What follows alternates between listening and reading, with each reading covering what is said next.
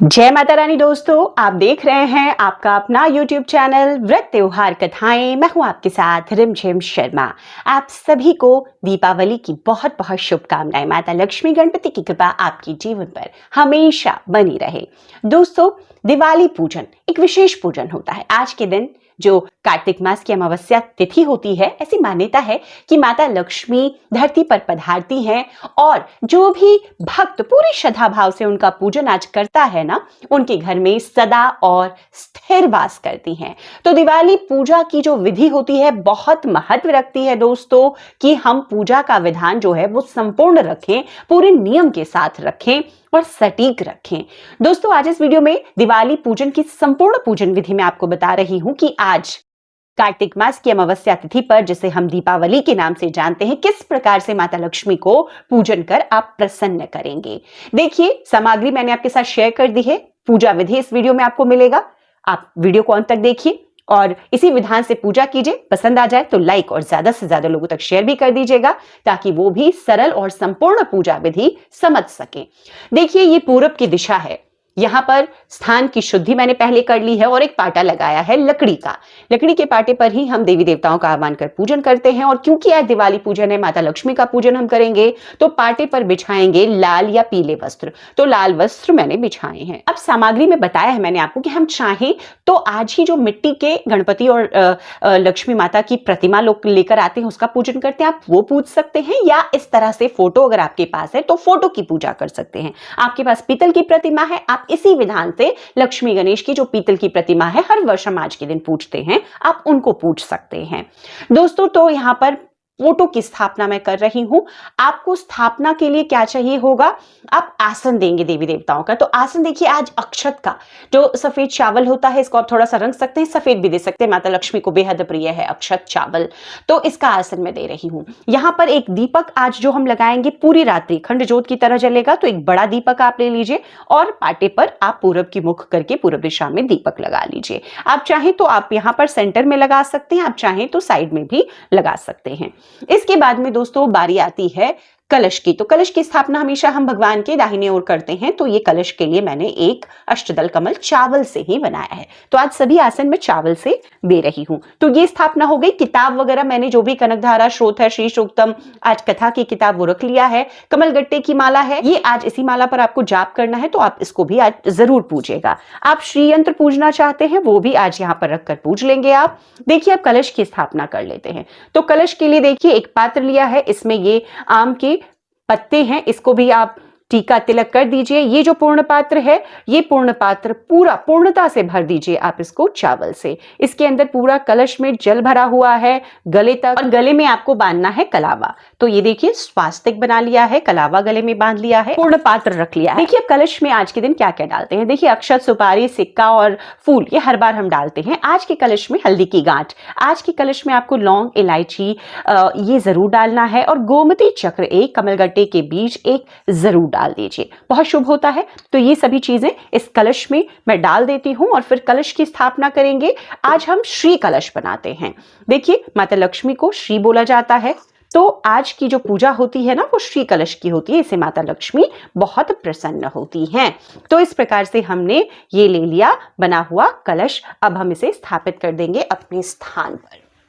अब देखिए, एक नारियल आपको इस प्रकार से लेना है, जटाओं वाला ये नारियल है। इसको अच्छे से देखिए, वस्त्र हमेशा दिया जाता है जो आप श्रीफल कलश पर रखते हैं। आप चाहें तो कलावा भी लपेट सकते हैं। और जो इसकी आंखें हैं, नेत्र है, वो हमेशा अपनी ओर, मतलब जो पूजा कर रहे हैं ना साधक, उनकी ओर रखना है। इस बात का हमेशा ध्यान दीजिए। तो इससे श्रीफल को कलश पर स्थापित कर दीजिए। आज का ये कलश आपके जीवन में बहुत शुभता लेकर आता है। तो इस कलश की स्थापना हो गई।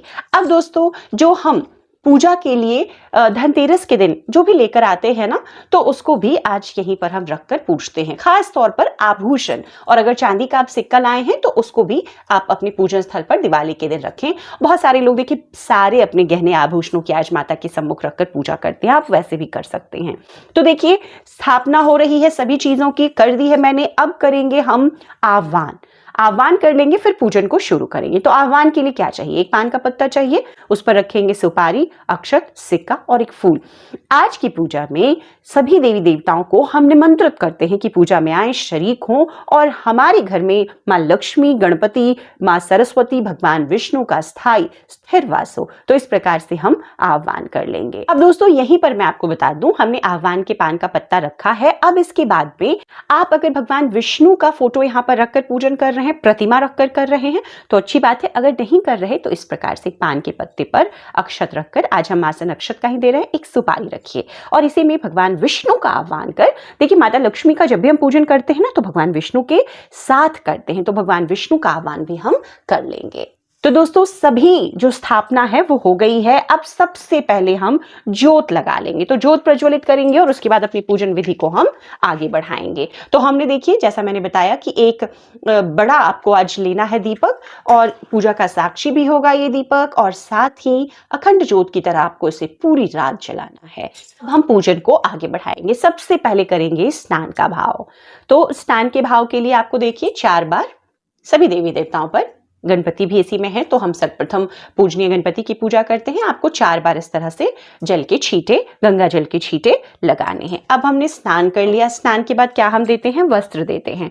तो देखिए माता लक्ष्मी की प्रतिमा के लिए मैं एक चुनरी लेकर आई हूं, बाकी देवी देवताओं को हम कलावा जो है वस्त्र स्वरूप अर्पित करेंगे।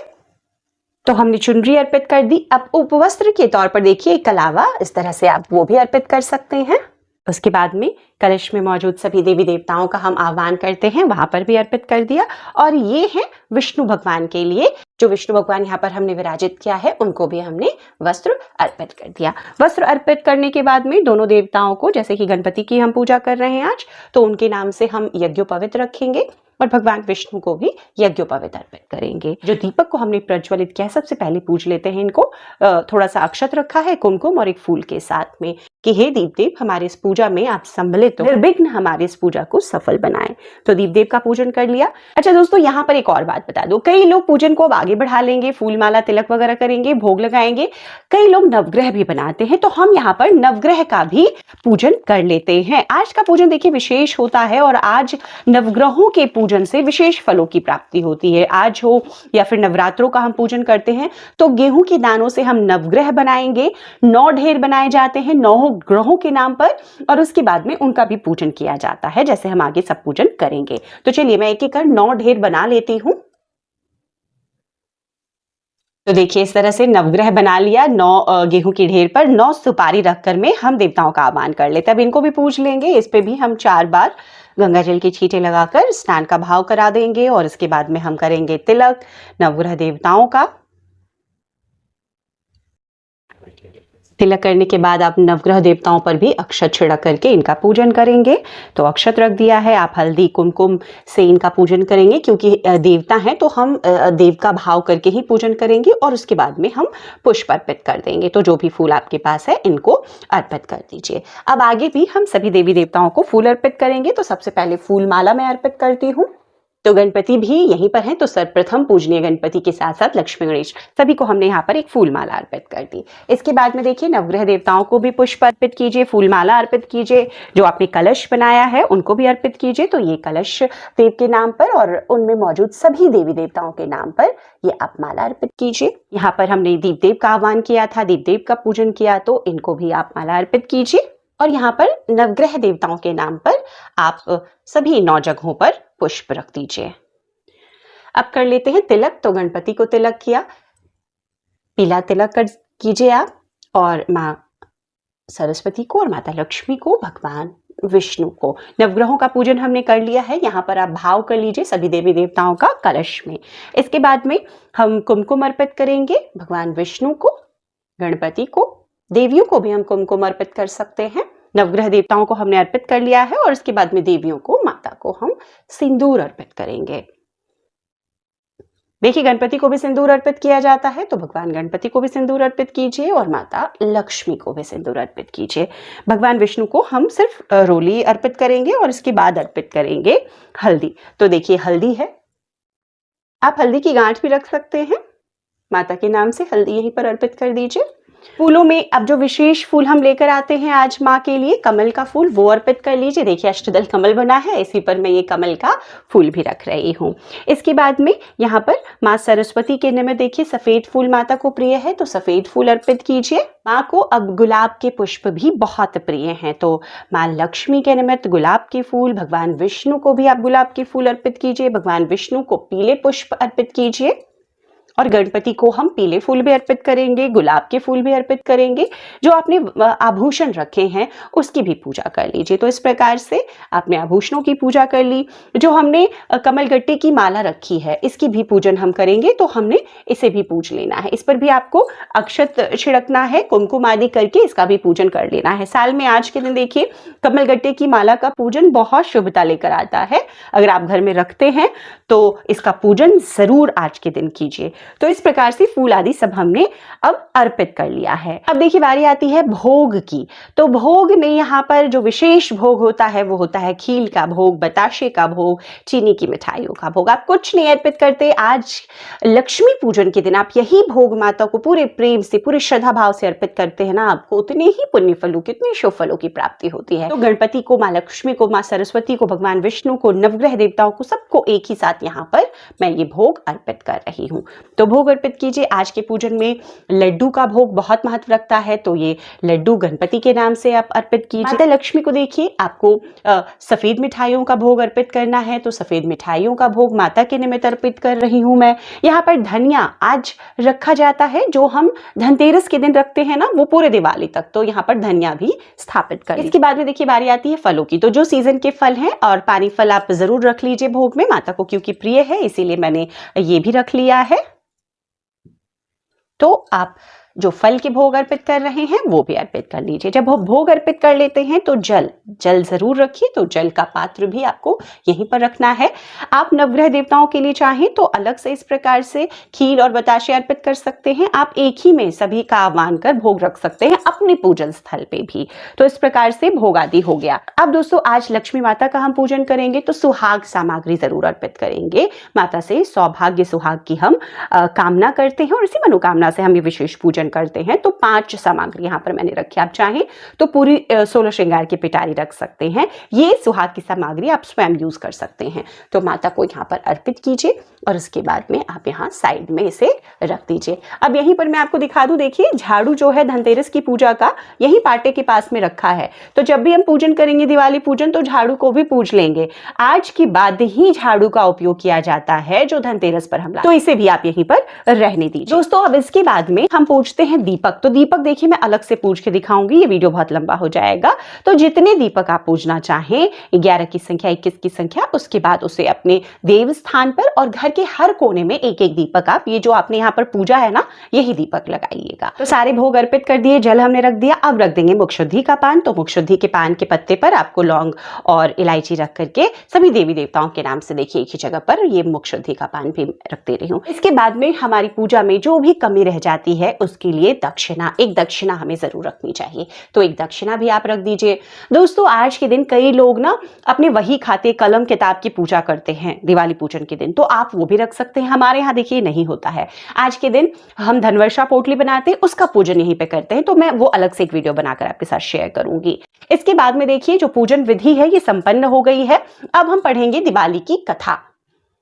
तो दिवाली की कथा जो है उसके बाद देखिए इस तरह की किताब है, इसमें दिवाली की कथा है। दीपावली की कथा आप पढ़ लीजिए। कथा पढ़ने के बाद में आप आरती कर सकते हैं। कई लोग लक्ष्मी माता की आरती नहीं करते हैं, सिर्फ गणपति की आरती करते हैं। आपके घर में ऐसा होता है, आप ऐसा ही कर सकते हैं।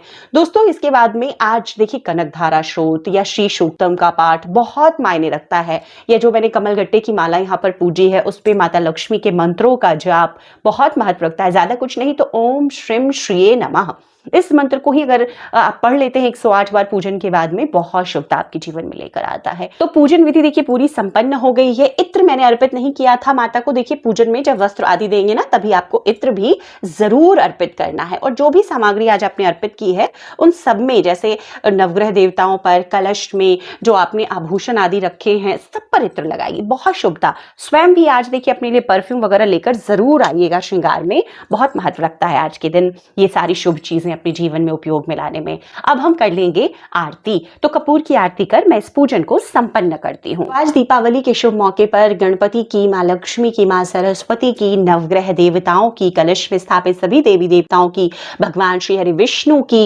इस पूजा में मौजूद सभी देवी देवताओं की इस प्रकार से हम आरती करके आज के पूजन को संपन्न कर लेते हैं। तो उम्मीद करती हूं कि ये जो सरल लेकिन संपूर्ण और सटीक पूजन विधि आज आपके साथ मैंने शेयर की है आपको पसंद आएगी। वीडियो अगर पसंद आए तो ज्यादा से ज्यादा लोगों तक देखिए शेयर कीजिएगा। इसी तरह की जानकारियों के लिए चैनल को सब्सक्राइब जरूर कर लें। वीडियो देखने के लिए बहुत बहुत शुक्रिया। जय मां लक्ष्मी।